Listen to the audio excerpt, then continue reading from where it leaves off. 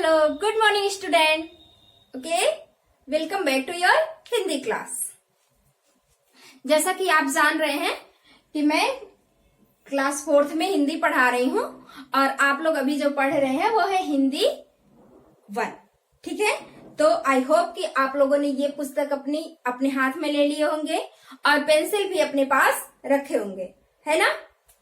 अगर आप लोग पेंसिल नहीं लिए हैं तो फटाफट पेंसिल ले लीजिए, क्योंकि बहुत सारे ऐसे वर्ड होते हैं, शब्द होते हैं जो इंपॉर्टेंट होते हैं। मैं आपको बार बार बता रही हूं कि आप लोग उसको लेकर बैठे। ले लिए तो पहले आप लोग बुक और पेंसिल ले लीजिए। ओके, ले लिए सब लोगों ने?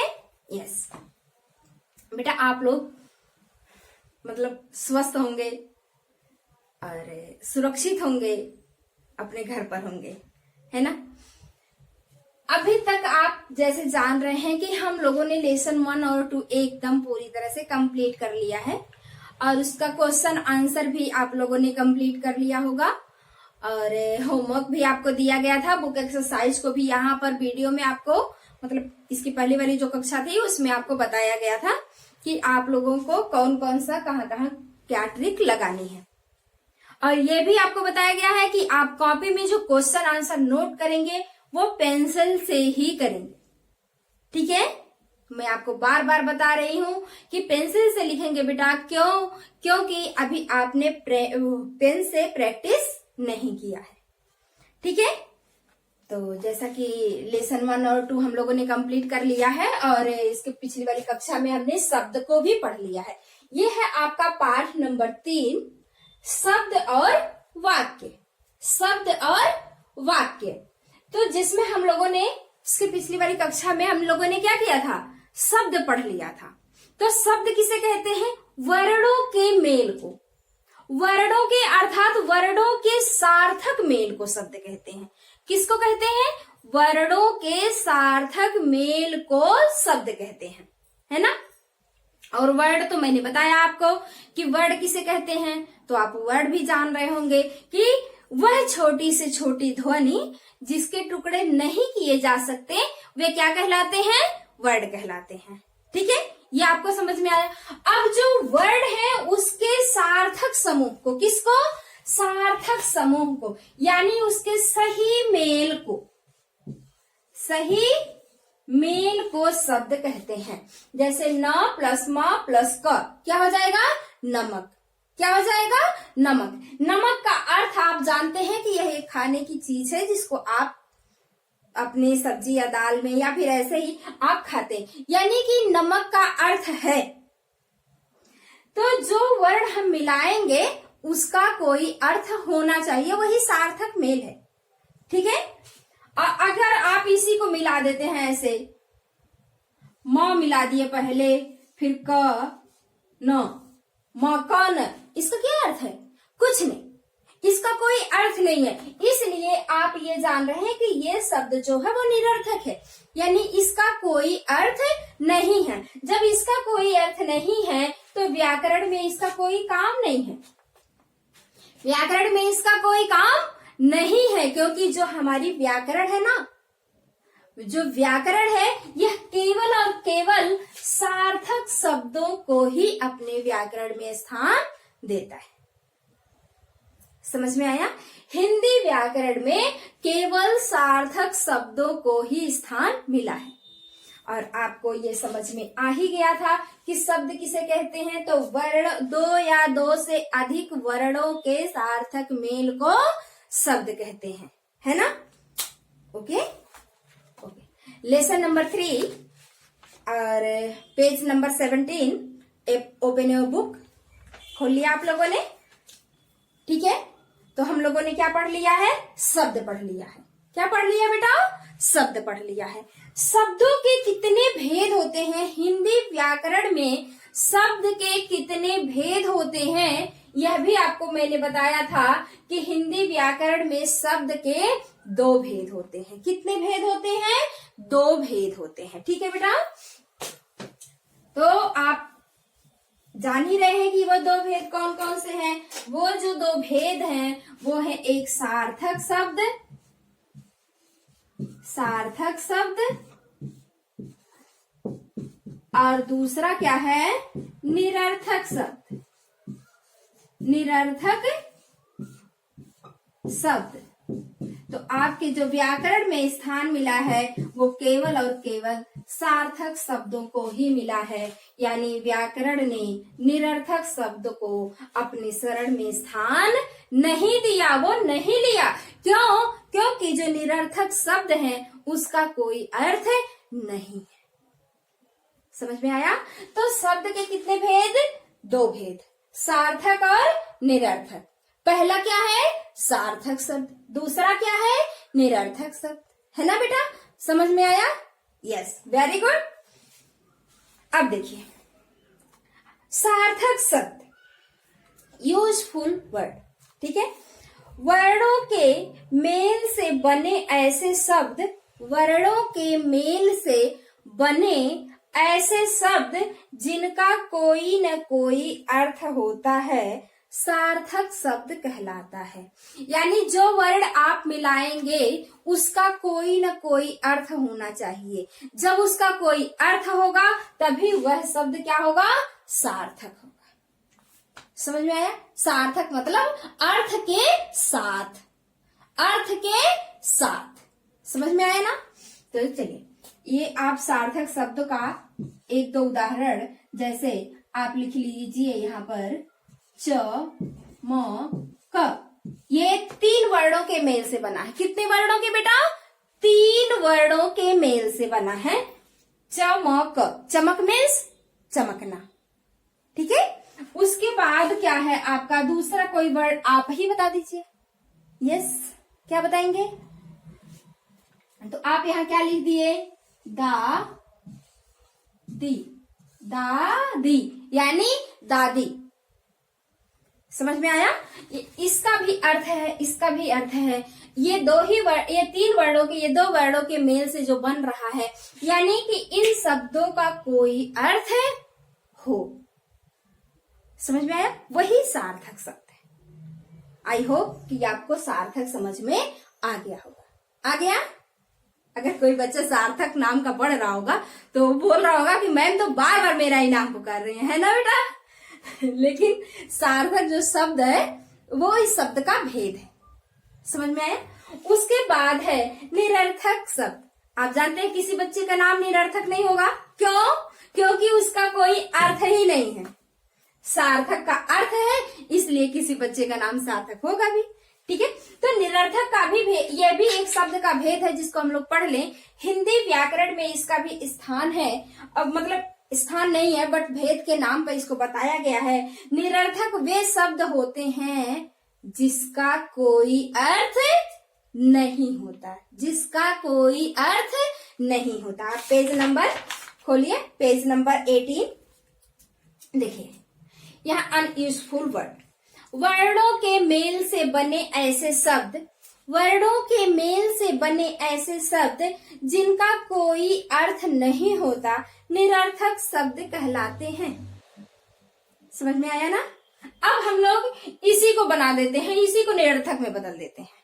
ठीक है, देखिए निरर्थक में कैसे बदल दिए आप? यहाँ लिख दिए दी और यहाँ लिख दिए दा। इसका मतलब कोई अर्थ नहीं, निरर्थक बन गया। इसको ले लीजिए, यहाँ है क म च, आप इसका भी मेल किए लेकिन उसका कोई अर्थ नहीं है।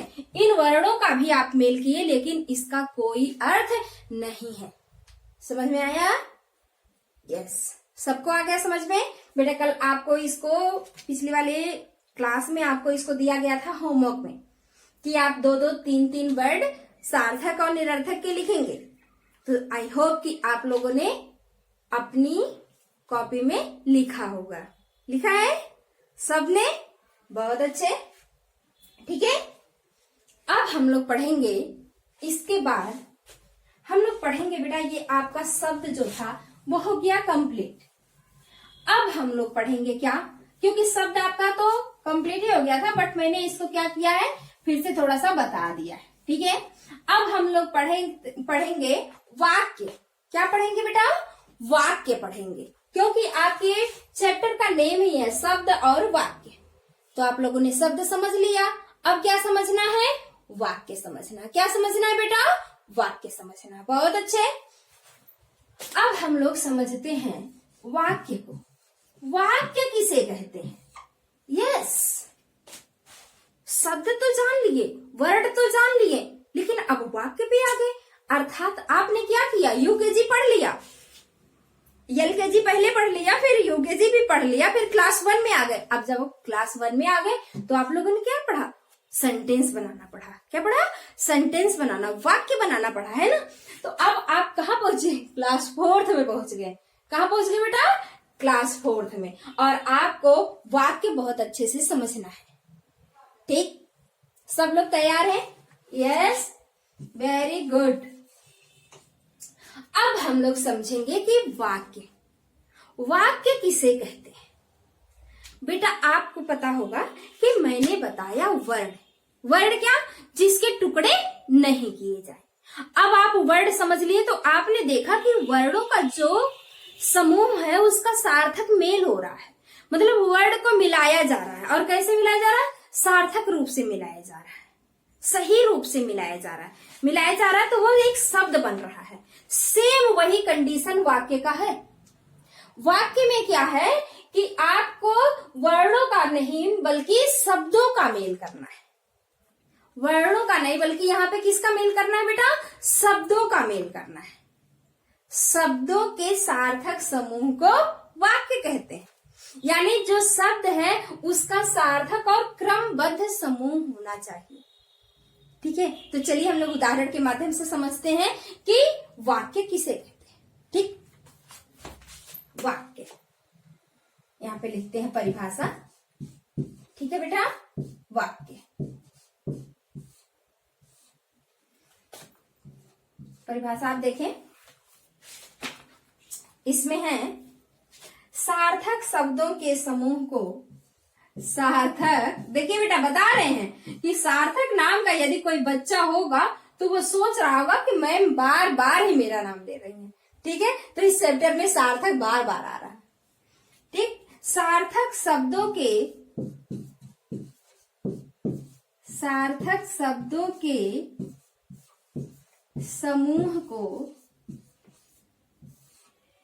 समूह को क्या कहते हैं? वाक्य कहते हैं। क्या कहते हैं? वाक्य कहते हैं। आई होप कि आपको ये समझ में आया होगा, क्योंकि अभी मैंने बताया है कि जो शब्द है वो वर्डों का मेल है, लेकिन जो वाक्य है वो किसका मेल है? शब्दों का मेल है। समझ में आया? सार्थक शब्दों के समूह को वाक्य कहते हैं। एक बार आप इसको रीड कीजिए। यस,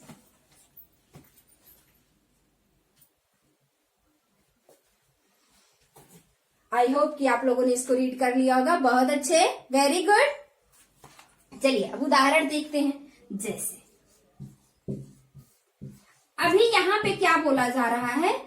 सार्थक, यानी उस शब्द को मिलाएंगे जो अर्थ प्रदान करे। क्या प्रदान करे? अर्थ प्रदान करे, यानी कि अर्थ दे। ठीक है, तो अर्थ वाला शब्द आप जान ही गए कि जिसका कोई अर्थ होता है उसी को हम लोग मिलाएंगे। तो देखिए राम, ये राम शब्द है, तो ये बताइए आप कि ये जो शब्द है यह सार्थक है या निरर्थक? सार्थक है। क्यों? क्योंकि यह किसी का नाम है। समझ में आया? आया समझ में सबको? राम किताब, राम किताब पढ़ता है। अब आप देखिए, राम किताब पढ़ता है। राम भी शब्द जो है वो सार्थक है। किताब तो आप जानते हैं पुस्तक को कहते हैं, और पढ़ना यानी पढ़ता है मीन्स पढ़ाई कर रहा है। समझ में आया? तो यानी कि जो शब्द यहाँ पर मिलाए गए हैं वह शब्द है। अलग अलग करेंगे तो वह शब्द यहाँ लिख देते हैं। अगर राम तो एक शब्द है ना, ये तो वाक्य है नहीं, क्योंकि मैंने आपको कल बताया था। आपको ध्यान होगा कि मैंने आपको कल बताया था कि एक मोती है जो अलग अलग बिखरी हुई है। क्या है? अलग अलग बिखरी हुई है ना? ऐसे बिखरी हुई है, तो इसको हम मोती कहेंगे। क्या कहेंगे? मोती कहेंगे। क्या कहेंगे बेटा? मोती कहेंगे, क्योंकि यह अलग अलग बिखरी हुई है। समझ में? अब हम इसको क्या करेंगे? मैच कर देंगे, एक ही में मिला देते हैं। अब आप देखिए कि इस मोती को, जो मोती गिरी हुई है, बिखरी हुई है इधर उधर, उसको हम लोग कैसे इधर उधर मिला देते हैं। अब आप जब इन मोतियों को उठाते हैं और ऐसे पिरो देते हैं एक धागे में, क्या करते हैं आप? एक धागे में ऐसे उसको पिरो देते हैं, बांध देते हैं, सिल देते हैं। ठीक है, तो आप क्या कर रहे हैं? इन मोतियों का क्या बना दिए आप? माला बना दिए। क्या बना दिए बेटा? माला बना दिए। सेम वही कंडीशन वाक्य का है, एकदम ध्यान दीजिए इसको। मोती इधर उधर बिखरी थी, एक एक मोती, तो उसको मोती कहेंगे, मन का। ठीक है, वो अलग अलग बिखरा हुआ है। अब उसको आप उठाकर एक जगह गुथ दिए, तो क्या बन गया? माला। क्या बन गया? माला। सेम कंडीशन आपका वाक्य का है, ध्यान दीजिएगा बेटा। एकदम इसको एकदम सिंपल उदाहरण के तौर पर हम आपको समझा रहे हैं कि वही मोती जब अलग अलग है तो एक एक एक एक मोती है, और जब वही मोती एक जगह पिरो दिया जाता है या गूंथ दिया जाता है तो वो क्या बन गया? एक माला बन जाता है। क्या बन जाता है? माला बन जाता है। सेम कंडीशन आपके वाक्य का है। आप देखिए कि जब शब्द का भी वही कंडीशन मैंने बताया था कि र को आप यहां जोड़ लीजिए, आ की मात्रा लगा है तो आ को यहां जोड़ दीजिए और माँ को यहां कर दीजिए, तो ये क्या हो गया? अलग अलग है, तो ये वर्ड है। क्या है? वर्ड है। और इसी वर्ड को आप मिलाकर एक शब्द बना दिए।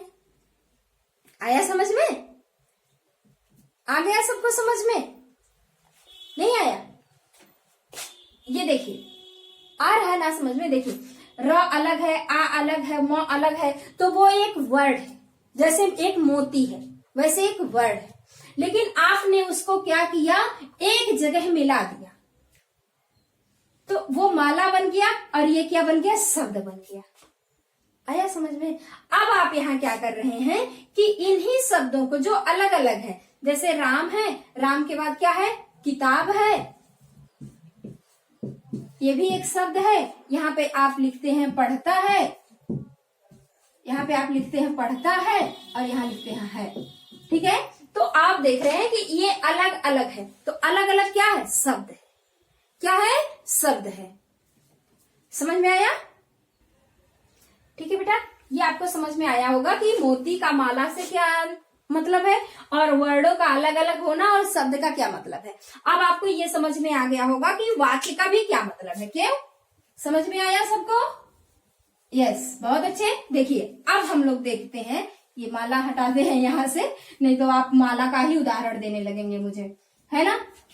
मैं आप लोगों को बहुत अच्छे तरीके से जानती हूँ, क्योंकि आप लोग वही करते हो जो आपको समझाया हुआ। मैंने उदाहरण के तौर पे आपको समझाया कि मोती इधर उधर है तो मोती कहला रही है, एक में गूंथ दिया गया तो माला बन गया। सेम कंडीशन आपके वाक्य का है। ये जो शब्द है अलग अलग है तो ये शब्द है, और जब क्रमबद्ध तरीके से एक लाइन में जोड़ दिया गया तो वाक्य बन गया। क्या बन गया बेटा? वाक्य बन गया। आई होप कि आपको ये समझ में आया होगा। आया है? देखिए, राम जो है वह एक शब्द था, अलग था, यहाँ था, यहाँ था राम, राम यहाँ था, ये एक शब्द था। समझ में आया? राम को उठाकर इन शब्दों के साथ जोड़ दिया गया तो ये क्या बन गया? एक वाक्य बन गया। और इसको कैसे जोड़ा गया? एक क्रमबद्ध तरीके से जोड़ा गया। अब आपको बता दें कि जो हिंदी का वाक्य बनता है इसमें पहले कर्ता, फिर कर्म, फिर क्रिया होती है। क्रिया जो है वह लास्ट में, अंत में होती है, लेकिन इंग्लिश में ऐसा नहीं होता। इंग्लिश में थोड़ा सा उल्टा होता है, उसमें वर्ब पहले चला आता है ना? लेकिन आपको बताएं कि हिंदी में पहले कर्ता यानी जो काम करने वाला है, फिर कर्म जिस पर क्रिया का प्रभाव पड़ता है, फिर क्रिया। कर्ता, कर्म, फिर क्रिया। समझ में आया? आया समझ में? Yes, very good. आप देखिए कि जो शब्द है इसको जोड़ा गया है क्रमबद्ध तरीके से। अगर आप इसको यहां ले आते, पढ़ता है राम किताब, पढ़ता है राम किताब। समझ में आया? तो ये सेंटेंस होता बट ये सही नहीं होता, ये निरर्थक होता। क्यों? क्योंकि वह अलग अलग तरीके से जोड़ दिया गया है और ये आपके जो वाक्य है इसको आप क्रमबद्ध तरीके से सार्थक रूप से जोड़ेंगे। कैसे जोड़ेंगे? सार्थक रूप से जोड़ेंगे, यानी उसका कोई अर्थ हो। आई होप कि आपको शब्द के साथ साथ आपको वाक्य भी समझ में आ गया होगा। आ गया बेटा? सबको समझ में आ गया? बहुत अच्छे। यदि आपको कुछ समझ में नहीं आया होगा तो स्कूल खुलने के बाद उसको हम एक बार जरूर रिवाइज करेंगे। ओके, ठीक है बेटा?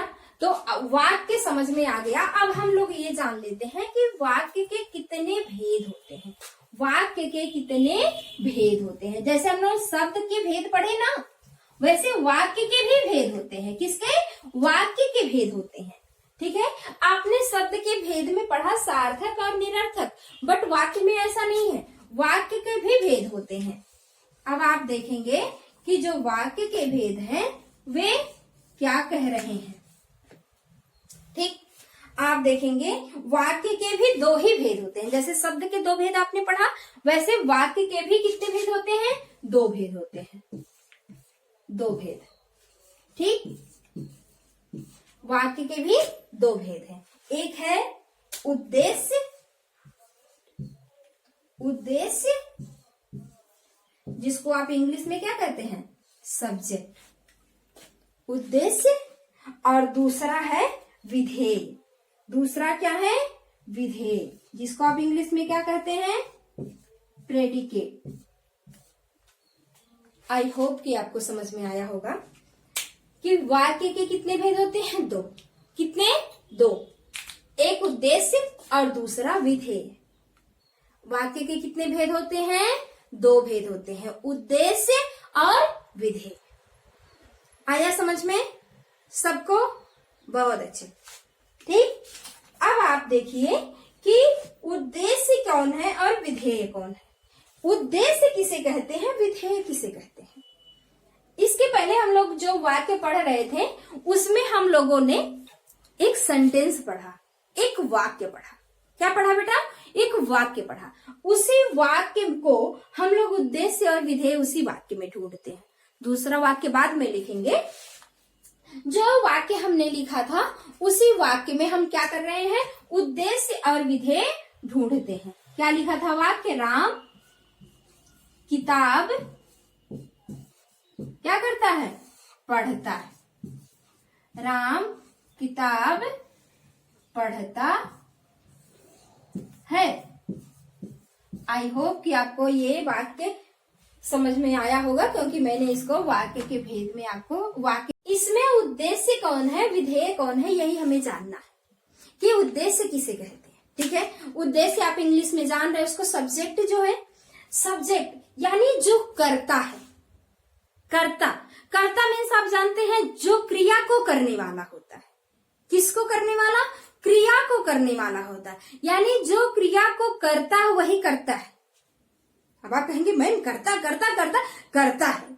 ठीक है, तो मैं आपको बताऊं कि जो काम करता है, जो काम को करता है वही करता है। करता है, करता आप ऐसे लिखेंगे तो वो उसका मतलब होगा करना। अगर आप ऐसे लिखते हैं तो इसका मतलब होता है करना, लेकिन ये जो आपका सब्जेक्ट जो बताया जा रहा है ये ऐसे लिखेंगे, करता। ठीक है बेटा, आई होप कि आपको ये समझ में आ रहा होगा। यही आपका क्या है? उद्देश्य है। क्या है? उद्देश्य। यही क्या है बेटा? उद्देश्य। बाकी किताब पढ़ता है, ये क्या है? विधेय। क्या है? विधेय, प्रेडिकेट। ये क्या है? विधेय। अब आप कहेंगे कि विधेय कैसे है, तो आपको बताएं कि विधेय किसे कहते हैं, कि वह शब्द जो विधेय है उसको किसे कहते हैं? उद्देश्य के बारे में जो कुछ कहा जाए, उद्देश्य के बारे में जो कुछ बताया जाए वही विधेय होता है। यानी उद्देश्य जब आप छोड़ देंगे तो वाक्य में जितना भी शब्द है विधेय है। क्या है? विधेय। यानी कि जो क्रिया को करने वाला होता है वह करता है, वही सब्जेक्ट है। बाकी उसके बारे में जो कुछ कहा जाता है वह सब क्या हो जाता है, विधेय हो जाता है। आई होप कि आपको उद्देश्य और विधेय भी समझ में आया होगा। आ गया बेटा? अगर आपको नहीं आया तो एक बार इसको पढ़कर देख लीजिए और समझ लीजिए। ठीक है, देख लीजिए।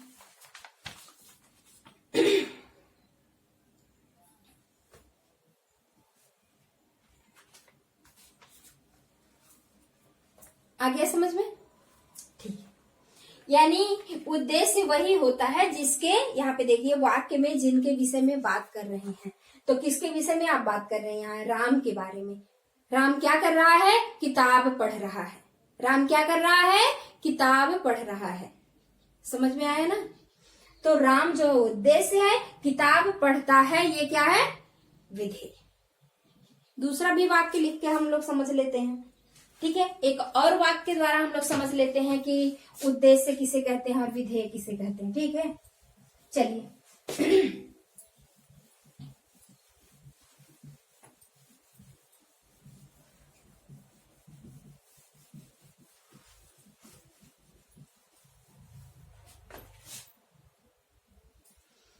देखिए, वाक्य के दो भेद होते हैं। दो भेद होते हैं।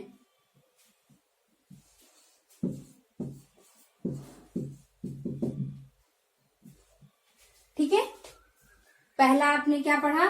उद्देश्य पढ़ा। पहला क्या पढ़ा? उद्देश्य। ठीक, दूसरा आपने क्या पढ़ा? विधेय। एक वाक्य द्वारा तो हम लोग समझ ही गए कि उद्देश्य और विधेय किसे कहते हैं। एक दूसरा वाक्य भी हम बनाते हैं। चलिए आप ही बनाइए बात। चलिए, बहुत अच्छे। गाय घास, गाय घास चरती है। गाय घास चरती है। ठीक है, यहां एक और लिख देते हैं। माँ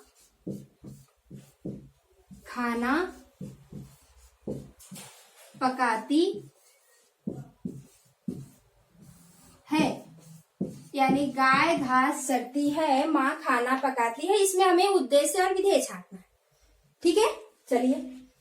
ये जो गाय है, आप इस वाक्य में गाय के बारे में ही बात कर रहे हैं कि गाय क्या करती है? गाय घास चरती है।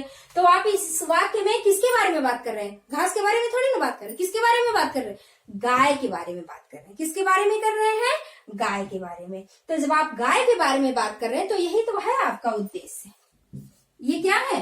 उद्देश्य है बेटा। क्या है? उद्देश्य। उद्देश्य समझ में आया? बाकी ये जो उद्देश्य ने जितना भी अपने विषय में कहा या उद्देश्य के विषय में जितना भी कहा गया, ये विधेय हो गया। क्या हो गया? विधेय। अब आप यहां बताएंगे, यहां माँ जो है वो क्या है? उद्देश्य है। माँ क्या है? उद्देश्य। खाना पकाती है क्या है? विधेय। खाना पकाती है क्या है बेटा? विधेय। क्योंकि खाना पकाती है जो शब्द है, जो ये है वाक्य है, ये माँ जो खाना बना रही है, यानी इस वाक्य में माँ के विषय में बताया जा रहा है। तो माँ उद्देश्य हो गई, क्योंकि माँ कर्ता है और कर्ता के बारे में जो कुछ कहा जाता है वही विधेय होता है। तो आप देख रहे हैं कि उद्देश्य के बारे में जो कुछ कहा जा रहा है, तो उद्देश्य माँ हो गया। और माँ क्या पकाती है? खाना पकाती है। तो ये सारे जो शब्द हैं वो आपके आ गए किसमें? विधेय में। किसमें आ गए? विधेय में। आई होप कि आपको ये समझ में आया होगा। आ गया? ठीक है बेटा, इसमें बहुत 3-4 विशेष बातें हैं जो आपको जानना जरूरी है। अभी मैं आपको वाक्य पढ़ाते समय ही बताना चाह रही थी पद के बारे में, परंतु मैंने वहां नहीं बताया क्योंकि आप लोग थोड़ा सा कंफ्यूज हो जाएंगे। पद किसे कहते हैं? तो अब मैं बताती हूँ आपको कि पद किसे कहेंगे। आपकी बुक में देखिए विशेष बातें जहां लिखी हुई है, विशेष करके एक नोट बना हुआ है पेज नंबर 19 पे सबसे ऊपर। यहाँ देखिए विशेष करके लिखा हुआ है। इसमें पहला है व्याकरण में केवल सार्थक शब्दों का ही प्रयोग होता है। ये मैंने आपको सार्थक शब्द पढ़ाते हुए बताया है। कि व्याकरण ने अपनी शरण में केवल सार्थक शब्दों को ही स्थान दिया। तो व्याकरण में केवल सार्थक शब्दों का ही प्रयोग होता है। दूसरा है, प्रत्येक वाक्य में किसी व्यक्ति, वस्तु या स्थान का वर्णन होता है।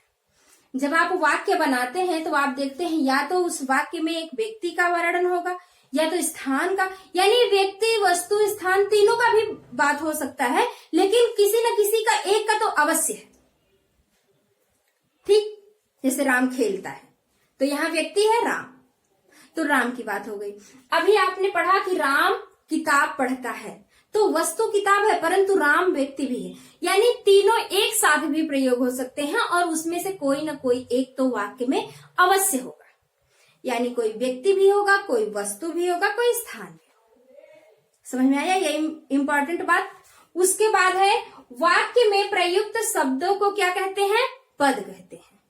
वाक्य में प्रयुक्त शब्दों को पद कहते हैं। मैंने आपको बताया कि जब कोई शब्द अलग अलग लिखा होगा तो वो क्या कहेगा? किताब है, यहाँ लिख देते हैं राम है, यहाँ किताब है और यहाँ पढ़ना है।